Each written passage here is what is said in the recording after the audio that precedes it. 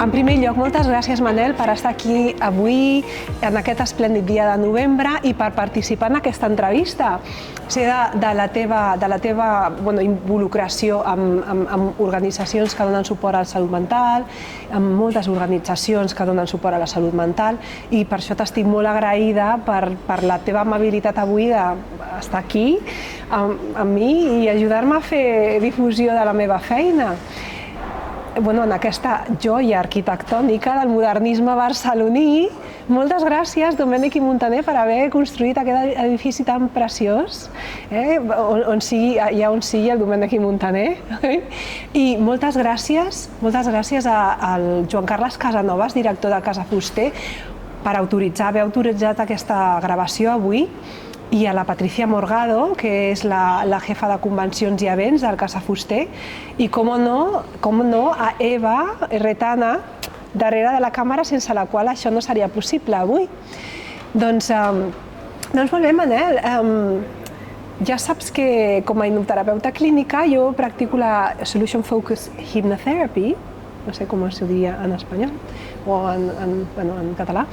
I aquesta és la Solution Focused Hypnotherapy, és una combinació de psicoteràpia i hipnosi, basada en les últimes recerques neurocientífiques i les tècniques psicoterapèutiques més eficaces. I és una tècnica, és una aproximació terapèutica que no és gaire coneguda aquí a Espanya, si és coneguda o res coneguda. I és una llàstima perquè és una eina terapèutica que és molt eficaç i en un breu espai de temps. A més, és una eina fantàstica també per ajudar advocats com tu a manegar el seu estrès, a gestionar el seu estat emocional, a reduir els nivells d'estrès per una millor performance, a un millor performance professional, i també per prevenir el burnout, com no? A la meva pràctica professional veig de tot tipus de persones de diferents orígens, professions, però com soc també advocada, sí que és cert que veig molts col·legues de professió que venen a la consulta, venen a veure principalment perquè volen aprendre a gestionar els seus nivells d'ansietat per un millor rendiment professional, també a gestionar millor el seu estat emocional, moltes vegades per adquirir més confiança, sobretot en quant a parlar en públic, i també per gestionar situacions de confrontació que són molt comuns en la nostra professió, també per deixar de banda hàbits no saludables com pot ser beure en excés o menjar en excés, també la son, que a vegades tenen problemes de son, d'insomni, i gestionar millor l'estrès en general.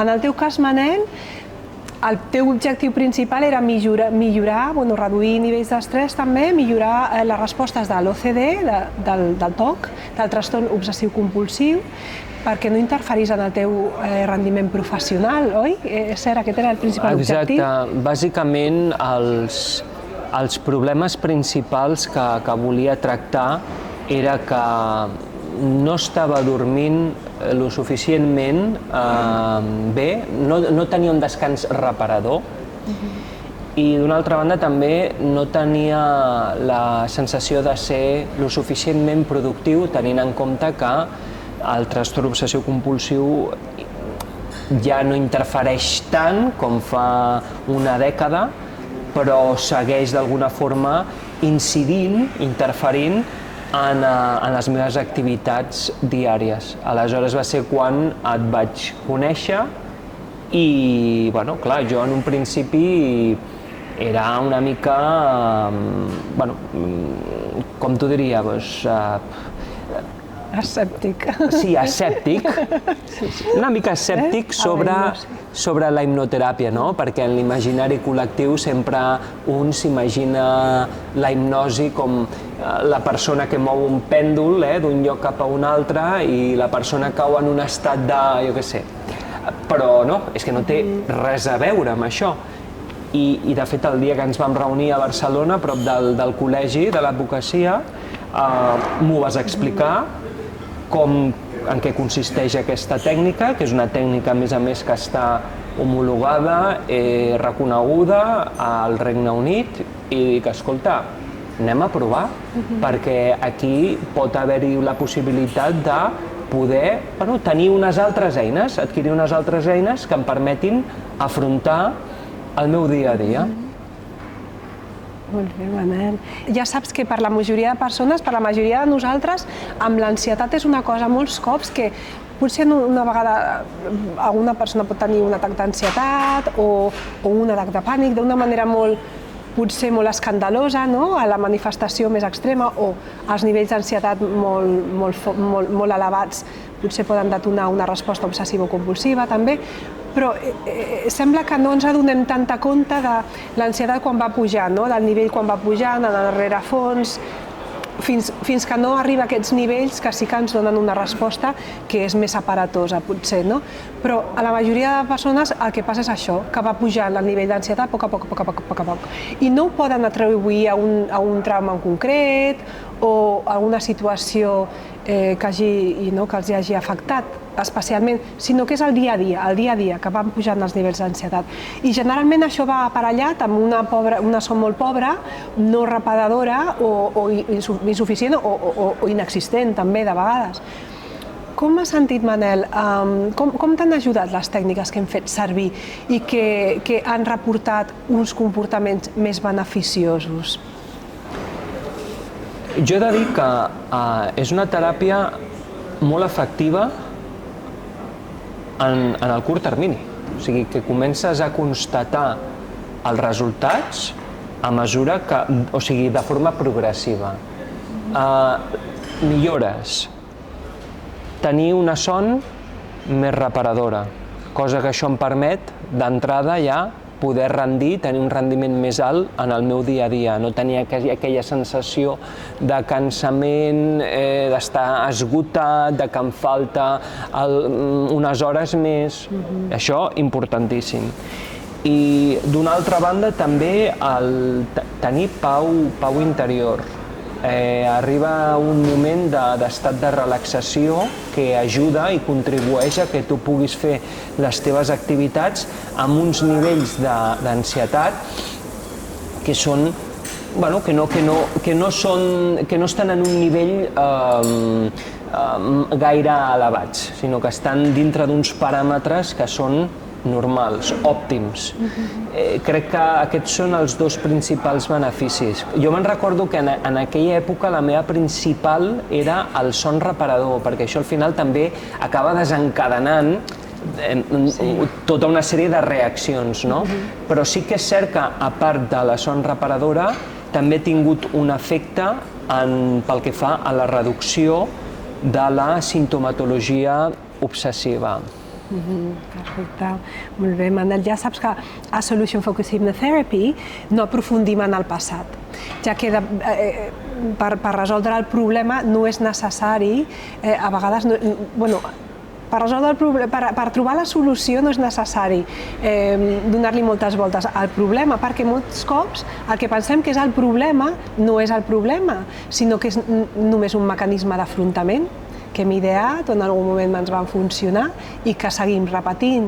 I llavors quan resolem el problema, molts cops és reduir els nivells d'ansietat, veiem que el mecanisme d'afrontament potser ja no és tan necessari. I encara que sí que de vegades donem un cop d'ull fugaç al passat, molt ràpidament. Per què? Perquè volem aprendre, volem entendre d'on van venir aquests comportaments, on vam adquirir aquestes creences, moltes vegades tenim creences limitants, que ens estan obstaculitzant que assolim els objectius que ens hem proposat, però sí que és interessant de mirar una mica enrere, perquè quan hem de deixar anar certs comportaments o patrons de pensament o comportaments que no ens estan ajudant, que no són beneficiosos, ens ajuda a entendre d'on van venir, per deixar-los anar, encara que sigui per deixar-los anar. I prendre consciència d'això, perquè potser a vegades les situacions que van donar lloc a l'utilització de certs mecanismes d'afrontament ja no són necessàries, això ja no és necessari, ja no és rellevant, ja no ens serveix. De fet, potser està obstaculitzant a l'assolir els nostres objectius. Llavors, Manel, tu tenies experiència d'algun procés terapèutic també en el passat. De quina manera has trobat el treball que hem fet diferent i beneficiós? I t'ha sorprès que durant les sessions ens hem enfocat a la solució i pràcticament no hem parlat del problema, pràcticament no hem parlat del TOC, molt poquet, i que també hi hagués espai per a algunes rialles durant el procés i lo relativament ràpid que ha estat començar a experimentar canvis positius. Clar, jo crec que els tractaments, tots els que he fet de moment, que és la teràpia, el tractament farmacològic, el tractament psicològic de la teràpia cognitiva conductual i la hipnoteràpia, són totalment complementàries. A mi, la hipnoteràpia, del que es pot diferenciar respecte a la cognitiva conductual és, en efecte, no et centres... O sigui, et dona unes eines i una perspectiva diferent a l'hora d'afrontar una determinada problemàtica. En comptes, sobretot a mi el que m'ha ajudat molt és a poder entendre com el meu cervell funciona. I quan tu entens com funciona, després és més fàcil no caure en el parany que el TOC intenta cada 2 per 3 fer-te, no? Clar, sobretot jo tinc, ja et dic, en les teves sessions, a mi el que m'ha ajudat especialment ha estat el fet de poder entendre-ho a través de les imatges i de les explicacions que ofereixes sobre com funciona el cervell, l'amígdala, el còrtex, quin és el procés neuronal, no? Com canvia, és increïble com realment treballant... Clar, és que és un intangible. Això és una cosa que constates les millores a mesura que va passant el temps. I això és molt important. Són diferents capes que tu has d'anar tractant, no? I en un principi, doncs, aquesta metodologia potser no és tan, o sigui, no és tan incisiva o no posa especial èmfasi en la dinàmica perversa del propi problema de salut mental, que en aquest cas és el TOC, sinó que ho projecta tot de cara al futur, de tal forma que la persona, a través d'aquestes eines, de les gravacions, a través de les explicacions, t'orienta de tal forma que el teu nivell d'ansietat pugui ser baix i després, quan hagis d'afrontar uns determinats episodis, ho facis des d'una altra perspectiva. És un altre recurs que tens sobre la taula. Aleshores, jo crec que és totalment complementari i jo recomano que es faci perquè ho he fet amb tu, ho hem fet, i crec que la prova que, ja saps, ja t'ho vaig dir, després de vacances, quan diverses fundacions catalanes em van encarregar fer un estudi sobre l'aplicació de les darreres reformes legislatives en matèria de capacitat jurídica de les persones amb discapacitat. Ostres, a mi quan em van fer aquest encàrrec amb uns terminis, clar, jo estava una mica... Tenia por perquè, clar, em conec i sé que a l'estiu el nivell de pensament obsessiu, arran de l'experiència que he anat tinguent durant aquests anys, sí que interferia, no tant com en el passat, però sí que interferia d'una forma bastant... que em donava per sac, parlar-ho així. Ostres, pots creure que aquest estiu, per primera vegada, he pogut fer-ho sense interrupcions pràcticament? Aquesta sensació, Carla, sincerament és... genial. Clar, pensa que jo era esclau dels meus pensaments intrusius, la meva vida girava entorn única i exclusivament al TOC.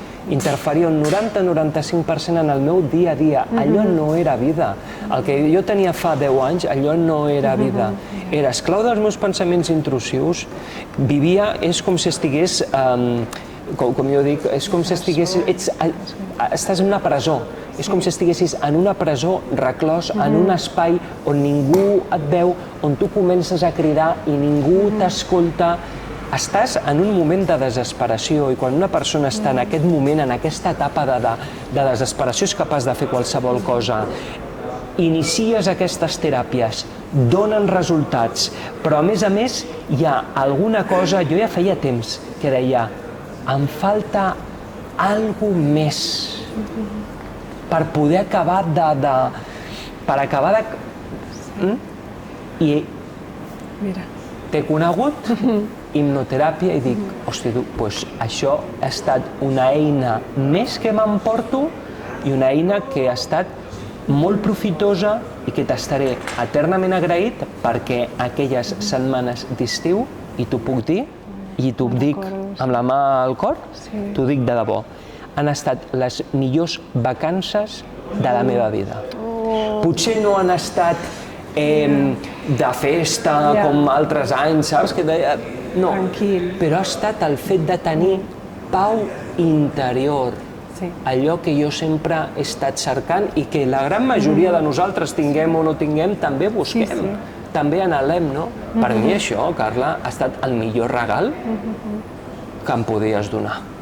Jo m'alegro moltíssim, Manel, ja ho saps. Molt contenta de que et sentis així.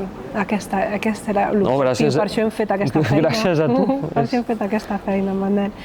Doncs molt bé, i durant el transcurs del tractament hem estat a distància, no? Hem estat a diferents països i quan hem estat al mateix país estàvem a diferents ciutats. Com has trobat l'element remot i quins avantatges t'ha portat fer les sessions online, Manel? Doncs mira, jo crec que a diferència de la teràpia cognitiva conductual, on sí que crec que és millor fer-ho presencial, tot i que hi ha persones que li funcionen també fer-ho online, en la hipnoteràpia és totalment compatible. O sigui, això, clar, un dels neguits a l'inici que jo tenia era funcionarà fent-ho? I sí, perquè al final és, clar, totes les explicacions, les imatges, i després amb tot el seguiment. És totalment compatible. De fet, hem fet totes les sessions, més enllà de que ens vam conèixer a l'inici de tot i després al final. Però després tot el més ho hem fet online i els efectes són els mateixos. Perquè també és un treball que, clar, tu dones eines, després és la persona que les posi en pràctica. I amb la gravació, a mi la gravació m'ha ajudat molt a tenir un descans més reparador. És un complement perfecte entre les sessions, és una cosa que ens ajuda, reforça també missatges positius que discutim durant les sessions i ajuda molt, no començaré a parlar ara dels neurotransmissors, però tu ja ho saps, no? Que el GABA... No, la imatge, ja et dic, les diapositives, que això a mi és aquesta foto mental, és molt poderosa. Ajuda molt a visualitzar, oi? Després, Manel, a les teràpies enfocades, com hem vist, les teràpies enfocades cap a la solució, mirem on estem, en la nostra situació de la vida actual i com volem anar al futur.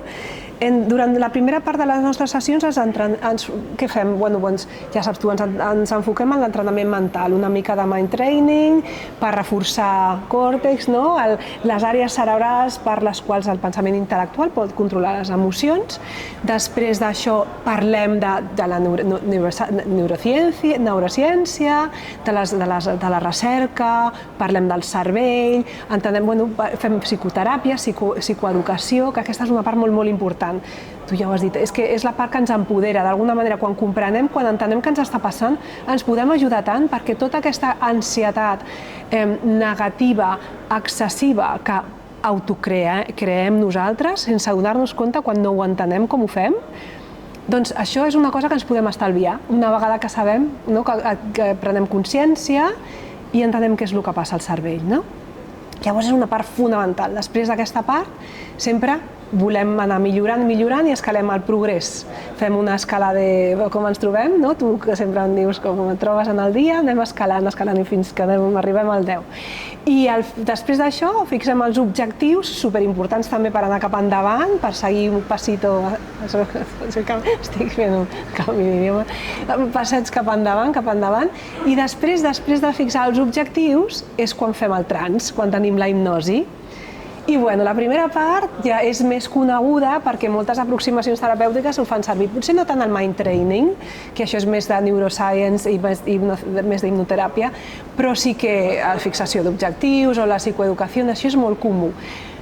La segona part de la sessió, quan fem la hipnosi, no és tan coneguda i si com moltes persones prenen com a referència els espectacles de teatre o les persones, van a veure l'espectacle i això potser no és molt orientatiu en quant a la realitat de la hipnoteràpia terapèutica, perquè potser pensen que sortiran parlant com el Pato Donald, no sé, us veuran 2 litres de suc de taronja o qualsevol cosa. I no és així, oi, Manel? No és així la hipnoteràpia terapèutica? Doncs, Manel, per la teva experiència en primera persona ara, del que pensaves abans de començar el tractament, amb les idees preconcebudes que poguessis tenir a la realitat, i quina és la teva opinió i com t'ha ajudat la hipnosi? Bueno, sobretot no té res a veure amb la idea que una persona pot tenir de la hipnosi d'una persona que mou el pèndol i l'altre acaba en un estat de, no sé, d'estar en un núvol. No, sinó que realment és un mètode en el qual la persona està en un espai segur, s'estira, escolta una gravació, aquesta gravació et situa en un món, diguéssim, diferent, o sigui, és un estat de relaxació total, no? Profunda. Aleshores, a partir de la respiració, d'una respiració conscient, tu has d'anar seguint el que la gravació va dient, no? És representar-ho mentalment el que diu la gravació. I quan tu t'imagines tot aquest relat, paral·lelament, és quan la teva atenció canvia, va dirigida cap a aquesta gravació. I sí que és cert que després d'aquesta hipnosi, perquè és com una autohipnosi, no?, que nosaltres mateixos ens fem, acabes molt descansat, acabes com, ostres, amb ganes de fer molta productivitat. Jo, almenys per mi, quan feia aquelles activitats, recordo que normalment, o sigui, era al final de la sessió, era molt reparador i em donava molta energia. Perfecte. Molt bé, Manel. Tu, i a més, eres una persona molt estudiosa, Manel. Ets una persona molt estudiosa, dedicada. Ara és quan venen tots els piropos i, sisplau, corregeix-me si em deixo alguna institució o alguna activitat, perquè tens moltes. Ets bona persona, intel·ligent, sempre disposat a aprendre coses noves, sempre interessat en nous reptes professionals, t'encanta el dret i les professions jurídiques, ets un jurista nat. I tens gran interès en el dret de l'esport, l'arbitratge, l'equitat, la integració, la diversitat a l'empresa i en la societat en general. Ets defensor dels drets humans, t'encanta el dret internacional privat, especialment el dret dels drets humans en els negocis. I donada la teva experiència personal has estat i també ets un defensor de la salut mental i la seva desestigmatització, participant en organitzacions com Obertament a Catalunya, a altres institucions, també, a més d'estar promovent l'adhesió de la Mindful Business Charter, Carta dels Negocis Saludables a Espanya, per a l'adopció de la Carta dels Negocis Saludables per a despatxos d'advocats i per a altres empreses, a més també de ser el responsable de discapacitat i tercer sector del grup Lideremos. Uau, moltes coses. També que no em deixi també participar a l'Associació d'Advocats Conscients i l'Associació de TOC de Granada. també, i segur que em deixo alguna, Manel. No, a diferents entitats, sobretot que estan molt vinculades en l'àmbit de la salut mental, o per exemple en aquesta darrera de l'advocacia conscient, que una forma d'exercir l'advocacia, una altra forma d'exercir l'advocacia més humana, més propera, és possible, no? I jo m'hi sento identificat. Jo, a veure, gràcies per aquests piropos. Jo sóc un noi normal, sóc un noi que m'agrada molt aprendre. I ara que estic en una situació en la qual, que sí, segueixo convivint amb el TOC, però ara puc fer una vida més funcional i m'agrada aprendre molt, perquè tinc la sensació de que cada vegada que aprenc tinc la necessitat de conèixer i d'aprendre més. Participo molt dins de l'àmbit de la salut mental, ho he fet des del moment en què em van diagnosticar el problema de salut mental. Vaig fer, com jo dic, era com un activista no homologat, perquè no havia fet les formacions activistes d'obertament, no? Però jo ja havia assistit a alguns mitjans de comunicació, a tele, ràdio, diari. Després vaig fundar l'Institut de Salut Mental de l'Advocacia, que tenia com a principal objectiu, sobretot, la lluita contra l'estigma en salut mental dintre del nostre col·lectiu, que ja saps que és ara, de mica en mica, sembla que el tema comença a posar-se sobre la taula. Ja veurem si això queda com una moda o si realment es treballarà el canvi de cultura corporativa que necessitem. He estat també membre de la Comissió de Benestar Professional de la International Bar Association, que van fer el primer estudi sobre el benestar mental del col·lectiu. He estat assessorant també a diferents entitats de salut mental durant aquests darrers anys, seguint el marc de la Convenció de les Nacions Unides sobre els drets de les persones amb discapacitat, i ara també estic en el grup de Liderem. És un lobby juvenil molt transversal que al final vol també apropar els més joves, als líders polítics, econòmics, socials, i és una forma també d'empoderar-se, i estic en l'àmbit de la discapacitat i tercer sector dins d'aquest moviment juvenil, i certament totes aquestes experiències són molt enriquidores. En l'àmbit del dret, jo t'he de dir, normalment la gent em coneix més pel que crec, és una percepció que tinc, que potser estic equivocat, però a vegades tinc la sensació que les persones em coneixen més pel que he fet de l'Institut, per exemple, de Salut Mental de l'Advocacia, però jo em vull reivindicar aquí com a jurista, perquè la meva formació, com jo sento, com jo penso, és de jurista. A mi m'agrada la recerca jurídica, m'encanta estudiar dret, i quan hi ha altres àmbits, doncs no sé, en el tema de l'institut ho feia per una qüestió purament de convicció, de dir, ostres, ho pateixo, ho visc amb intensitat, anem a ajudar a tots aquells companys i companyes. És molt satisfactori després veure com advocats i advocades de diferents edats, de grans despatxos, de petits despatxos, t'escriuen per privat, t'agraeixen la feina que fas, perquè és una feina que ells potser no estan en una posició de poder manifestar o de poder dir segons quin tipus de cosa. I potser, jo soc una persona... Sí, es pateix més quan es pot. Jo soc una persona que tracto sempre de dir allò que penso des del respecte, però si cal ser incisiu, s'ha de ser incisiu.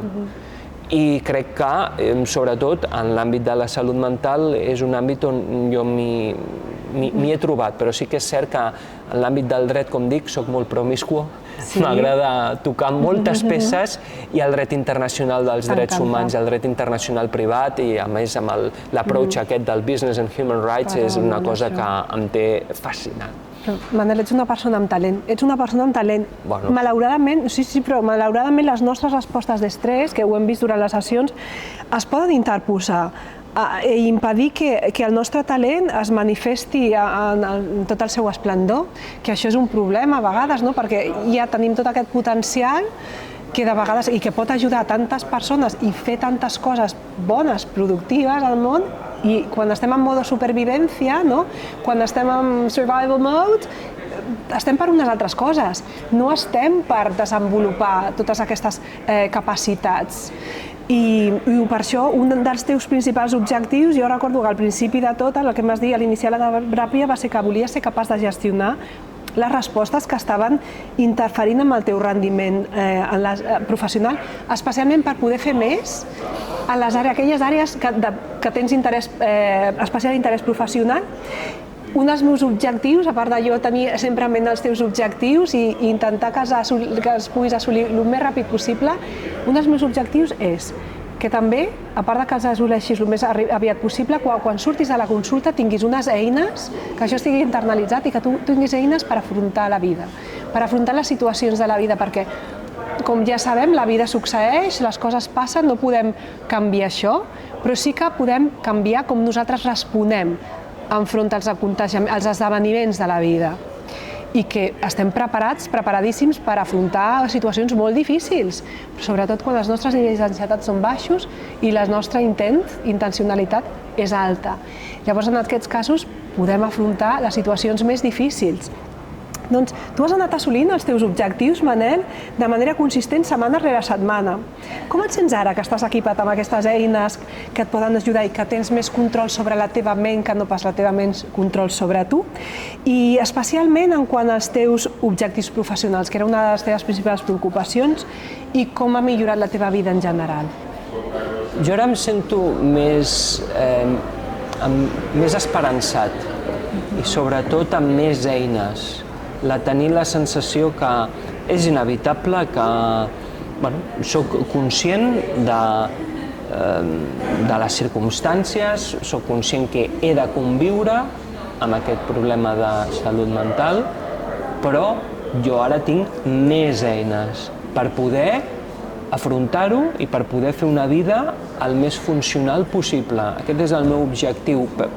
En pau interior, perquè sobretot, és que clar, sense salut és que no podem pensar en cap altra cosa. És tan important cuidar-nos, saber posar límits també a les situacions, no tampoc propiciar que hi hagin esdeveniments que puguin fer-nos mal. Jo amb això soc molt conscient ens hem de cuidar. Jo sóc el primer que m'agrada fotre'm canya i ser exigent amb mi mateix, però a vegades quan tenses molt la corda, alerta, perquè les reaccions poden ser imprevisibles. I jo sí que amb la hipnoteràpia és una eina que he adquirit i que penso utilitzar durant el reste de la meva vida. O sigui que gràcies, Carla, perquè ara ja tinc 3 potes. La teràpia farmacològica, la psicològica amb la cognitivo-conductual i la hipnoteràpia. Per mi són totalment compatibles i són eines que m'emporto i eternament agraït, d'acord. Un plaer haver treballat amb tu, també, Manel, ja ho saps. I espero que ajudi a molts companys i companyes. Perfecte, Manel. Doncs quin diries que ha estat el major benefici del tractament? Potser aquestes 2 últimes preguntes ara són una miqueta redundants, però quin diries que ha estat el major benefici del tractament? Ha excedit les teves expectatives? I en cas afirmatiu, de quina manera? Sobretot el que més m'ha ajudat ha estat tenir pau interior, trobar la pau interior que necessitava per poder afrontar el meu dia a dia. És a dir, jo estava en una situació on podia fer una vida funcional, però amb una sèrie de limitacions que em generaven determinades reaccions, però ara el fet d'haver fet aquesta teràpia també m'ha donat un alè d'esperança, perquè pensava que el meu marge de millora quedava com estancat i amb aquesta teràpia m'he donat compte com he pogut donar una passa, he trencat un sostre que pensava que ja em quedaria en aquest sostre, però he tingut la determinació, la confiança, tot i que en un principi un és reticent a acceptar coses que surten del seu paradigma o del seu imaginari col·lectiu, però home, és que no sé, potser per la meva circumstància, que tinc una ment més oberta, vaig dir, escolta, anem a provar-ho perquè jo estic aquí constatant una sèrie de mancances que necessito posar-hi remei per tenir un descans més reparador, per ser més productiu. Anem a provar la hipnoteràpia. I que bé, I a més trobar la persona, trobar la terapeuta amb la qual tinguis connexió, que això també és molt important. L'aliança terapèutica és superimportant. L'aliança terapèutica. Molt important per la feina. Fonamental. Sí. Perfecte, Manel, que bé.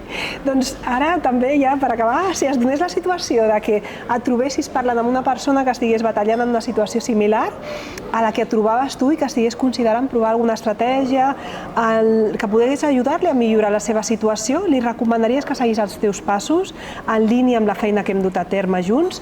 Quines altres coses li diries? Tenint en compte que cada persona és un món i les necessitats de cadascú són molt diferents, jo sempre parlo per mi, el que a mi m'ha funcionat.